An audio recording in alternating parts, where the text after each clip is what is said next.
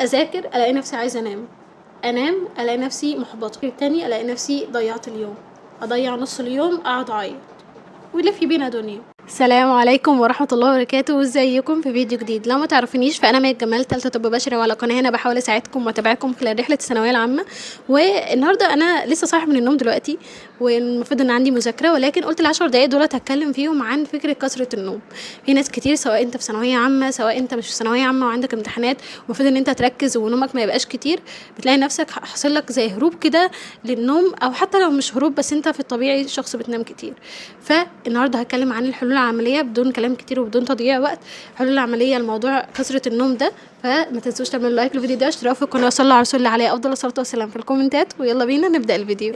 فاول حاجه شايفه ان احنا المفروض نلعب عليها هي فكره العقليه. يعني انت تقول لنفسك ان المذاكره دي لايف ستايل، وان انت حتى لو خلصت من السنه دي ونمت في الاجازه فانت السنه الجايه برضه هتحتاج تذاكر. يعني المذاكره دي حاجه ممتده طول حياتك، يعني انت مش بتذاكر مثلا فتره وخلاص هتوقف. يعني فكره ان انت تفهم نفسك ان انت فعلا عشان تبقى شخص ناجح فانت لازم هتفضل تذاكر طول حياتك، وده في اي مجال، مش بس لو انت مثلا داخل بعد كده طب، ايا كان المجال اللي انت هتدخله انت لازم تذاكر طول حياتك عشان تفضل على طول ابديتد، وتفضل شخص فعلا ناجح في المجال ده. بعد العقليه ان انت تكون عارف الحاجات اللي وراك.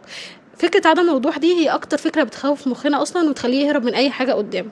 فيكون في تاسكات واضحة تعملها، والتاسكات دي تقسمها لمهام صغيرة. يعني أنا التو دو ليست بتاعتي بكتبها بطريقة فعلا كل حاجة بالتفاصيل بتاعتها. إن أنا مثلا هذاكر درس معين أكتب كل العناوين اللي فيه، كل ما أخلص عنوان أعلم عليه، فبحس أصلا بالإنجاز رغم إن أنا مثلا ذاكرت نص صفحة. ده بيحفزني إن أنا أذاكر اللي بعدها واللي بعدها، العنوان اللي بعده واللي بعده. تاني حاجة إن إحنا ما نبالغش واحنا بنحط التاسكات دي. يعني أنت مثلا عندك 3 مواد في اليوم أو مادتين في اليوم بالكتير، بلاش إن أنت تحط أكتر من مادتين في اليوم عشان تعرف تركز فيهم كويس. وحط مثلا تاسكين او تاسك كبيره تاسكات صغيره تانية، بمعنى صح ما تقلش على نفسك عشان هتحس في الاخر ان انت ما انجزتش حاجه. وما تبصش برده مثلا للناس اللي هي بتبقى عندها امتحانات وتخلص مثلا بال20 محاضره في اليوم، فتقول ايه ده هم خلصوا يبقى انا كمان هخلص.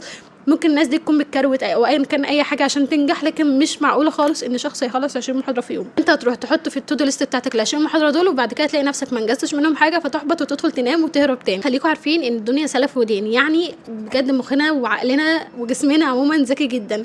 يعني انت مثلا امبارح واول امبارح واسبوع كامل مثلا بتنام فيه 5 ساعات بدل ما انت جسمك متعود على 8 ساعات، او انت مثلا طبقت يومين ورا بعض، وهتلاقي نفسك بعدها طبيعي جدا ان انت بتنام اكتر زياده عن اللزوم، لان مخنا فعلا الدنيا سلف ودين. مخنا مادام انت تعبته في يوم او كده هو مش بينسى الحاجه ديت وبيرجع يعوضها تاني. دايما تحافظ كل يوم على عدد ساعات ثابت، ما يكونش قليل عن اللي انت بتنامه في العادي وما يكونش كتير. انا بالنسبه لي كنت حتى في ثانويه عامه اللي هي المفروض بقى بعبع الكلام ده كله، وفي اخر شهور كنت بنام 8 ساعات عشان انا عارفه المذاكره اللي هذاكرها وانا نايمه 8 ساعات هتكون فعاله وفيها بركه اكتر بكتير من المذاكره اللي انا هذاكرها وانا نايمه 6 ساعات ووفرت الساعتين دولت. بجد مش هيفرقوا خالص خالص في التاسكات اللي انا اخلصها ولا في جوده المذاكره، هيخلوها بالعكس اسوأ بكتير. مش عارفه ازاي خليت دي تالت نقطه، بس هي من اهم الحاجات اللي لازم اقولها، وهي ان انت لما تكون حاسس انك محتاج حاجه تصدق بيها او تبرع بيها. طب ازاي انا هتبرع بالنوم؟ دايما خليك عارف انت طولت في نومك يبقى قوم الليل، لان دي من الحاجات فعلا اللي بتقويك وبتقويك نفسيا كمان. طب انا ازاي اصلا هقوم اقوم الليل وانا نايم؟ لا عادي جدا، قبل ما تنام انت مثلا هتنام الساعه 12 خلاص اقعد من 12 ل 2 قيام الليل، اقعد اقرا سوره البقره، ايا كان بقى البروجرام اللي هتعملوه لقيام الليل اليوم ده، بجد هتفرق جدا معاكم. وادعوا برده في القيام اللي انتوا يعني في الصلاه اللي انتوا بتصلوها دي ان ربنا يعينكم على نفسكم ويخلي نومكم منتظم. تقريبا معظمنا مش هيعملها ويمكن صعب ان احنا نعملها. هي فكره ان احنا لو انت حاسس الموضوع ده بقاله كتير جدا وده مش الطبيعي بتاعك، يعني انت مثلا السنه اللي فاتت مش زي السنه دي في النوم، فلا روح اكشف. ساعات نقص الفيتامينات او الانيميا الاثنين بيعملوا كسرة فاتيجابيليتي، او اللي هو ان انت تكون حاسس بتعب شديد، وكمان كسرة النوم. فالانيميا ممكن تحلل على فكرة لوحدك من غير مثلا ما تروح لدكتور، عادي ممكن تحلل حديد او تحلل انيميا برضو، والتحليل بتاعهم مش غالي، وتخلي اي حد بيعرف يقرا تحليل يقراها لكم او ترفعها على شات جي بي تي وهيقول لك انت عندك ايه. لو طلع عندك مشكله خلاص روح اكشف للدكتور وخليه يكتب لك دواء. لو ما عندكش مشكله يبقى انت اطمنت على نفسك من حيث الفيتامينات والحاجات دي. اما الفيتامينات اللي انا كنت باخدها، انا كنت باخد مسائل تكنو، ده كان كان بيساعدني في حته التوتر، وبرده قله اللي هو مثال تكنو هو فيتامين بي 12 او بي 12 لما بيقل برده بيحصل كثره في التعب، وبيحصل ميلان للنوم اكتر، ان انت تحس بخمول دايما. فدي مش هتفرق خالص، او حاجه مش هتاثر عليكم سلبيا لو خدتوا مثال تكنو او اللي هو فيتامين بي 12 في الفتره ديت من ثانويه عامه. بالعكس هتهدي اعصابكم جدا وهتخليها اقوى بكتير. غير طبعا ان جوده الاكل بتاعنا وكمان التعرض للشمس بيفرق جدا. حاجه كمان وهي فكره الاكل اللي احنا بناكله، الاكل اللي مليان سكريات. انا عن نفسي في فترات الامتحانات دي بحاول على الاقل ما اكلش او ما اشربش اي مشروبات غازيه او اكل اي حاجات من بره. دي من الحاجات اللي بتفرق معايا جدا، ان انا اقلل السكر. مش بقول لكم اقطعوا السكر، ولكن قللوا السكر على قد ما تقدروا، وحاولوا النشويات برده تقللوها، تزودوا البروتين في الاكل بتاعكم. ودي حاجه تفرق جدا في طاقتكم، وكمان ان انتوا على طول ما تحسوش بخمول. فراجعوا الاكل بتاعكم، لو انتوا بتحسوا ان انتوا على طول بتاكلوا حاجات مسكره فطبيعي ان انتوا تكونوا بتناموا كتير. وبرده لو عندكم فاكهه خضار، حاولوا ان انتوا على طول جنب المذاكره بتاعكم يكون في مثلا خيارات بتاكلوها، اي حاجه. دي هتفرق جدا في ان جسمكم على طول ما يبقاش يعني جاف. برده فكره الجفاف دي مهمه جدا، لان برده الميه لما بتقل في الجسم بيبقى خملان جدا ومكسل. برده حاجه انا صراحه مكسوفه اتكلم فيها، بس هي مهمه برده، فكره النظافه الشخصيه، وان انتوا تاخدوا شاور كل يوم. مثلا بالنسبه للبنات لو بتكسري اللي هو عشان شعرك وكده، لا مش لازم تغسلي شعرك كل مره. بجد الشاور وخصوصا لو كان ساقع، دي حاجه هتساعدك جدا وهتخلي الجسم بيتنفس، الجلد دايما بيتنفس، ودي حاجه هتساعدك ان انت تقللي الكسل والخمول عندك. قبل الاخيره وهي فكره الحركه، كل ما تتحرك اكتر كل ما تحس ان انت النشاط عندك بيزيد، كل ما تحس ان انت مش خملان. وانا فعلا جربتها النهارده. انا كان عندي النهارده راوند، فانا كنت رايحه وحرفيا كنت عايزه انام قوي، كنت صاحيه الفجر. فالمهم ان انا من الساعه 5 الفجر لحد الساعه 9 قعدت اذاكر، عشان انا صراحه لما ببقى رايحه الكليه ما بحبش ان انا اصحى على طول على الميعاد، ببقى مكسله جدا. فالمهم ان انا رحت الكليه وحرفيا ما كنتش قادره خالص خالص، بس انا مشيت تقريبا حوالي ربع ساعه. الربع ساعه دي فوقتني جدا. ففكره ان انتوا تمشوا وتتحركوا، لو انت مثلا هتروقي المكان بتاعك. وفعلا برضو لما بقوم في البريك اعمل حاجه مع ماما، دي حاجه بتفرق جدا معايا، بحس ان انا طاقتي اتجددت تاني. فحاولوا ان انتوا تعملوا كده، بجد هتشوفوا فرق. برجع اكد تاني على الاكل، زي ما الرسول دايما كان بيقول لنا حسبوا ابن ادم لقيمات يقومن صلبه. ففكره ان انت ما تكتريش في الاكل، بدل ما بتاكلي رغيف كامل وتحسي ان بعدها عندك تخمه ومش قادره تقومي من مكانك، لا كلي نص رغيف وعادي جدا. لما يعني تجوع تاني كلي تاني. دي بجد كان نفسي افتكر مين اللي قالها، بس هي كانت مهمه جدا. وان انا لما اعمل سندوتش جنب المذاكره، ما تقعديش تاكلي لحد ما تخلصيه كله وبعد كده تبداي مذاكره، لا كلي حته وابداي مذاكره، وبعد كده تاكلي حته صغيره وتبداي مذاكره، وهكذا. يعني اللي هو السندوتش ده خليه كمان معاكي لحد ما تخلصي المذاكره كلها.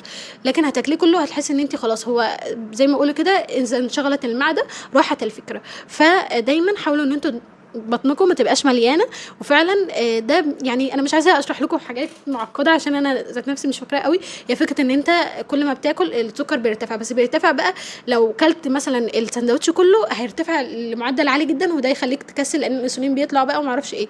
ولكن لو انت كلت حته صغيره، الانسولين هيطلع برده بس هينزل تاني، يطلع ينزل تاني، يطلع ينزل تاني. يفرق جدا في مستوى الطاقه بتاعتك، لان بدل ما الخلايا دخل لها جلوكوز مره واحده وبعد كده بقت متجوعه باقي اليوم، لا انت كل شويه بتديها جلوكوز تعمل طاقه، وجلوكوز على قد الطاقه، مش جلوكوز لدرجه ان هي خلاص تبقى ايه اوفرلودد ومش قادره تعمل طاقه تاني، لا جلوكوز على قد الطاقه، بعد كده تقوم مرتاح وهكذا. فده بيخليك دايما حاسس ان انت عندك طاقه، وفي نفس الوقت ما بتكونش اكلت كتير وما اثرتش على مذاكرتك. المنبه، الناس اللي على طول كسرت نومها بسبب ان هي على طول تقوم قايمه طافيه المنبه، في كذا حل للموضوع ده، ومنها حلول انا لسه مجرباها دلوقتي، لان انا حرفيا كنت عايزه اقوم من النوم وقمت بالعافيه.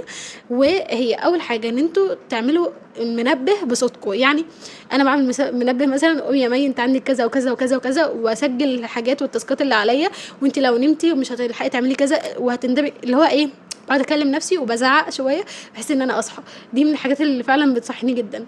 تاني حاجه ان انتوا تخلوا حد من البيت يصحيكم. تالت حاجه ان انتوا تحطوا التليفون في مكان بعيد عنكم. انا من الناس اللي كنت بحط التليفون فوق الدولاب ورايا اهو، والسرير قدامي، فانا كنت بمشي علشان اخد الموبايل، وبعد كده بتكونوا خلاص يعني فاهمين فوقته، وجنبي هنا الميه، فبقوم شاربه ميه على طول، واقوم طالعه بقى منطلقه للحاجات اللي انا هعملها. لكن اسوأ حاجه تعملها ان انت تحطه مثلا على الكومودينو جنبك، هتقوم تطفيه يا اما تعمل غفوه، او ان انت حتى لما تقوم تعمل سكرولنج على السوشيال ميديا تلاقي نفسك ضيعت نص ساعه من يومك، غير النص ساعه اللي انت بتقضيها سكرولنج على السوشيال ميديا بتاثر في عقلك بشكل رهيب جدا، غير ان طبعا بيحصل تعفن دماغي وان انت بتحس ان اولويتك للتليفون مش للمهام اللي عليك، كمان ده بيخلي فيه عندك تخمه وخمول طول اليوم. الحاجه اللي قبل الاخيره ودي انا مجرباها دلوقتي لسه، هي قاعده 1 2 3 4 5. مخنا لما بينشغل في حاجه مش بيفكر كتير، يعني انت لما هتلاقي صوت المنبه كده انت هتلاقي نفسك عمال تفكر اقوم ولا ما اقومش، لكن انا لما بقول لنفسي 1 2 3 4 5 انت مش بتدي لدماغك فرصه ان هو يفكر هيقوم ولا لا، انت 1 2 3 4 5 قوم منطلق على طول، بلاقي نفسي قمت على طول. اخر حاجه وهو تطبيق انا كنت استخدمته فتره بس بعد كده مسحته عشان المساحه بتاعتي قليله، فهو كان اسمه الارمي.